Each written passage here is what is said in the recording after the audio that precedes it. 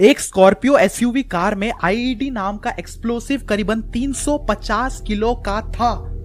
एक लोकल बंदे ने उस गाड़ी को एक ट्रक जिसमें कि हमारे जवान सफर कर रहे थे उसमें भिड़ा दिया, जिससे कि हमारे 44 जवान शहीद हो गए। गुस्सा मेरे अंदर बहुत है और इस गुस्से को मैं इस वीडियो के थ्रू निकालने की कोशिश करूंगा। और गुस्सा इसी वजह से आ रहा है क्योंकि इस घटना के अंदर भारतीयों का भी हाथ है। अब मैं आपको सबूत दूंगा कि कैसे इसमें कुछ भारतीयों भ्रष्ट नेताओं का हाथ है। सबसे पहला शक कि 14 और 13 फरवरी को कश्मीर को बंद रखा गया। 13 तारीख को आधा बंद रखा गया और 14 तारीख को पूरा बंद रखा गया और 14 तारीख को ही प्लानिंग करके ये विस्फोट किया गया और इसे बंद करने वाले हमारे कश्मीर के लोकल लीडर्स ही थे। शक नंबर 2, हमारे जवान इतने ताकतवर हैं और साथ ही साथ वो हर तरफ फैले हुए हैं और हर तरफ से हमारी सुरक्षा करते हैं। अब इतने जवान के होते हुए कोई 350 केजी का एक्सप्लोसिव या फिर विस्फोटक कह लीजिए बिना किसी नेता की मदद से अंदर नहीं ला सकता। शक नंबर 3, ये घटना अवंतीपुरा में हुई है और यहाँ पर 2500 सीआरपीएफ के जवान का कॉन्वॉय आ रहा था और जिस रूट से वह आ रहा था उसे सेफ रूट कहा जाता है। तो बात अब यह है कि इस सेफ रूट के अंदर 350 केजी आईईडी कैसे लाया गया और वो भी पूरी प्लानिंग के साथ। शक नंबर 4, 76 बटालियन इस रास्ते से पास करेगी। यह इंफॉर्मेशन बाहर कैसे निकली जिसकी वजह से ये सारे के सारे आतंकवादी तैयार होके बैठे थे। अब ये इंफॉर्मेशन तो बाहर से कोई दे नहीं सकता।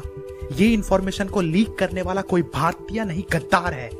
अब एक बात आप सोचिए कि अगर ये जंग का मैदान होता तो मैं समझ सकता था, पूरा भारत समझ सकता था, मगर ये जंग का मैदान नहीं है। ये नामर्दों की तरह पीछे से हमला किया गया है।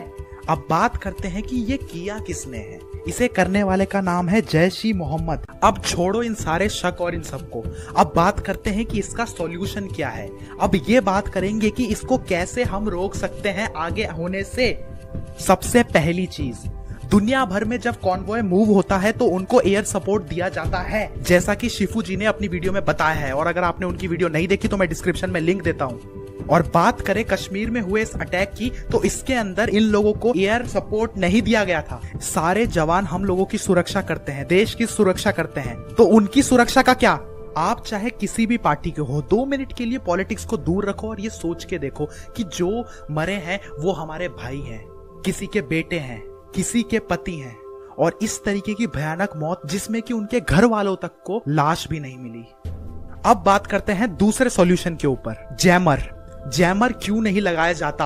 हर नेता की गाड़ी के आगे और पीछे जैमर लगाया जाता है, मगर जब सैनिक जाते हैं तो उनकी गाड़ियों के आगे और पीछे जैमर क्यों नहीं लगाया जाता। अगर ये बॉम्ब मोबाइल से एक्टिवेट करने वाला होता तो ये धमाका बड़ी ही आसानी से हो जाता। नेताओं की गाड़ियों में जैमर है मगर हमारे देश के जवानों की गाड़ियों में जैमर क्यों नहीं है। सॉल्यूशन नंबर 3, ये जो लोकल लीडर्स हैं जो देश के खिलाफ, जो भारत के खिलाफ उल्टा सीधा बोलते रहते हैं, इन्हें भारत से निकाल देना चाहिए, इन्हें भारत से बॉयकॉट कर देना चाहिए। जो अपने ही देश के नहीं है वो गद्दार किस काम के। कहां गए वो ह्यूमन राइट्स वाले जो हर वक्त आ जाते हैं। कोई भी टेररिस्ट अगर फांसी चढ़ने वाला होगा तो आ जाएंगे अपनी दुकान उठाकर उन टेररिस्ट को सपोर्ट करने के लिए, खुलवा देंगे सुप्रीम कोर्ट के दरवाजे रात को इन टेररिस्ट के सपोर्ट के लिए। अब कहां है वो सारे लोग। आओ हमारे देश के जवानों के सपोर्ट के लिए, लड़ना है तो लड़ो हमारे देश के जवानों के लिए। एक माँ अपने बच्चे को बहुत ही उम्मीद से आर्मी में भेजती है, अब उनको क्या जवाब मिलेगा। जितने भी जवान शहीद हुए हैं उनकी आत्मा के लिए मैं और मेरा पूरा देश भगवान से प्रार्थना करता है। आज उन जवानों पर पूरा देश फक्र करता है और हम सब उनको सल्यूट करते हैं। अब बात करते हैं कि आपको, हाँ आपको, आप ही से बात कर रहा हूं। अब बात आ गई है बदला लेने की, अपने भाइयों के खून का बदला लेने की। अपनी आवाज उठाओ, इस वीडियो को शेयर करो, इतना शेयर करो कि ये वीडियो गवर्नमेंट तक पहुंचे और वो कड़ी से कड़ी कार्रवाई करे। हमें ईंट का जवाब पत्थर से देना पड़ेगा। मुझे कोई फर्क नहीं पड़ता आपको वीडियो पसंद आई या नहीं आई, आपको लाइक करना है या डिसलाइक, मुझे कोई मतलब नहीं है। आपको सब्सक्राइब करने के लिए नहीं बोलूंगा, बस आपसे इतना कहूंगा कि इस वीडियो को शेयर करना और अपनी आवाज को गवर्नमेंट तक पहुंचाओ। मुझे जैसे जैसे आगे आगे जानकारी मिलती रहेगी मैं अपने चैनल में डालता रहूंगा। अंत में यही बोलूंगा, वंदे मातरम, जय हिंद।